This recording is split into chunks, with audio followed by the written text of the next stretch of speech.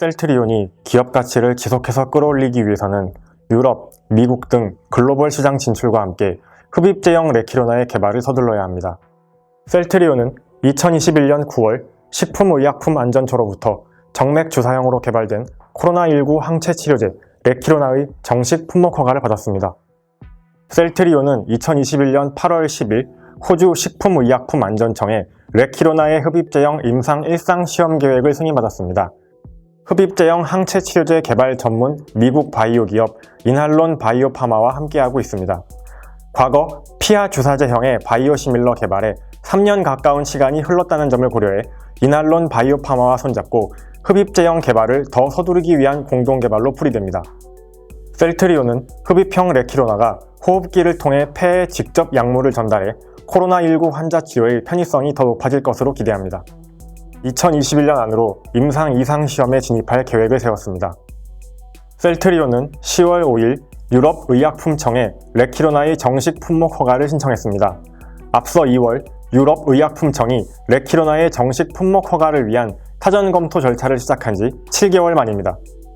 셀트리온은 유럽의약품청이 사전 검토를 통해 각종 데이터를 충분히 검증했기 때문에 정식 품목 허가가 조기에 이루어질 가능성이 큰 것으로 판단된다며 앞으로 항체 치료가 필요한 세계 고위험군 환자들에게 레키로나가 적극적으로 사용될 수 있도록 조기 공급을 위한 노력을 지속하겠다고 말했습니다.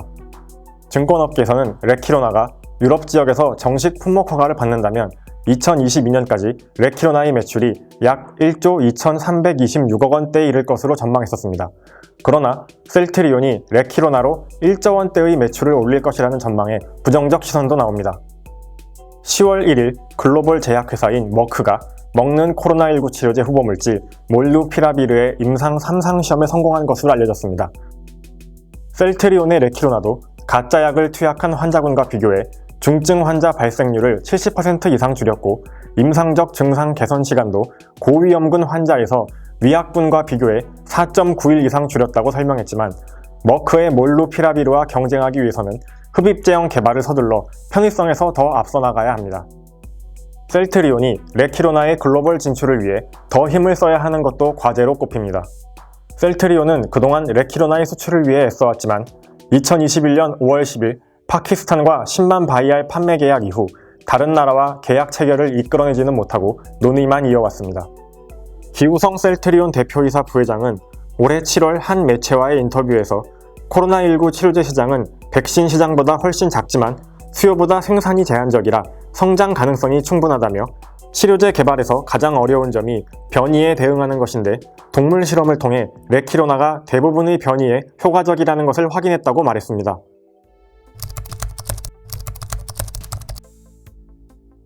셀트리온은 포스트 코로나 시대를 준비하기 위한 카드로 다음 세대 항암 치료제를 준비하고 있습니다. 셀트리온은 2021년 6월 7일 항체 약물 복합체 신약 후보물질을 보유한 영국의 제약회사 익수다 테라퓨틱스에 4,700만 달러를 투자해 최대 주주가 될 수 있는 내용의 계약을 맺었습니다. 투자금의 절반은 이미 집행됐으며 나머지 투자금은 익수다 테라퓨틱스가 항체 약물 복합체 기술과 관련한 특정 마일스톤 조건을 달성했을 때 투자가 이루어집니다. 기우성 셀트리온 부회장은 2021년 4월 한 매체와의 인터뷰에서 포스트 코로나19를 준비해 항암제를 눈여겨보고 있다며 면역 항암제, 세포 치료제 등의 신약 개발 투자를 진행해 종합 제약회사로 발전하는 것이 최종 목표다고 말했습니다. 셀트리온은 항체 약물 복합체 기술 투자 외에도 자체 항체 약물 복합체 플랫폼 기술도 확보해 향후 항체 약물 복합체 기술을 적용한 신약 후보물질을 개발할 계획을 세웠습니다. 기 부회장은 코로나19 치료제 말고는 항체 약물 복합체 기술을 개발하고 있다며 항암제가 치료 효과를 내려면 암세포 곁에서 그 효과가 터져야 하는데 항체 약물 복합체가 이런 역할을 한다고 덧붙였습니다. 항체 약물 복합체 기술 도입에는 셀트리온 오너 2세인 서진석 셀트리온 이사회 의장도 공을 들이고 있습니다. 서진석 의장이 익수다 테라퓨틱스 사내 이사의 이름을 올려 주요 의사 결정에 참여하고 있습니다. 제약 바이오 업계에서는 이를 두고 셀트리온이 항체 약물 복합체 기술을 확보해 다음 세대 항암 치료제를 개발하기 위한 의지를 보인 것이라는 시선이 나옵니다.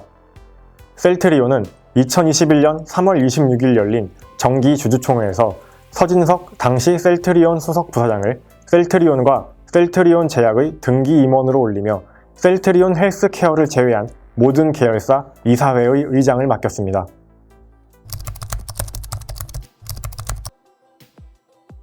셀트리온은 2021년 10월 8일 결장 직장암 치료제 아바스틴의 바이오시밀러 CTP16을 유럽의약품청에 품목 허가를 신청했습니다.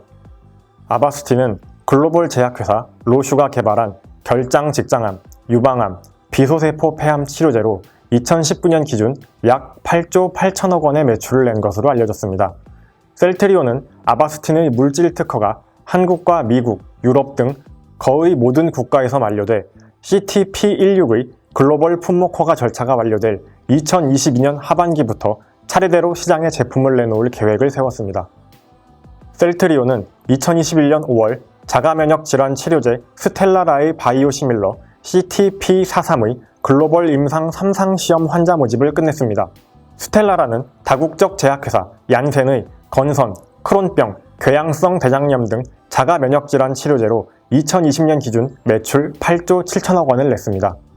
2022년 하반기까지 CTP43의 임상 3상 시험을 마칠 계획을 세웠습니다. 스텔라라의 미국 물질 특허가 만료되는 2023년 9월, 유럽 물질 특허가 만료되는 2024년 7월에 맞춰 CTP43의 상업화하는 것을 목표로 삼았습니다. 셀트리온은 2021년 2월에는 안과질환 치료제 아일리아의 바이오시밀러 CTP42의 글로벌 임상 3상 시험을 시작하기도 했습니다.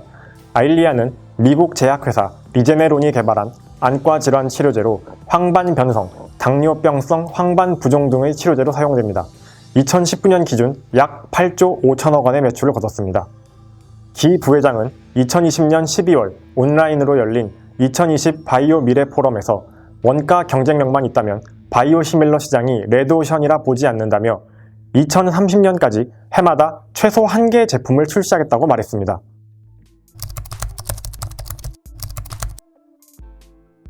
셀트리온 주가는 2021년 10월 12일 종가 기준 21만 4,500원까지 주저앉았습니다. 글로벌 제약회사 머크의 먹는 코로나19 치료제 몰루피라비르의 임상 3상 시험 성공 소식이 전해진 10월 5일에는 21만 8천원까지 내려갔습니다.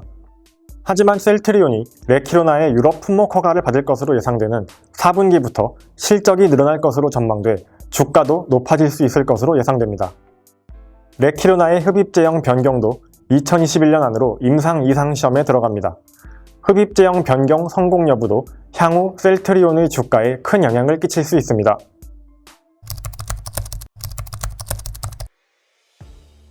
기우성 셀트리온 대표이사 부회장은 셀트리온 수석 부사장과 사장을 거쳐 2015년 공동 대표이사로 선임됐고 2018년에는 부회장으로 승진했습니다.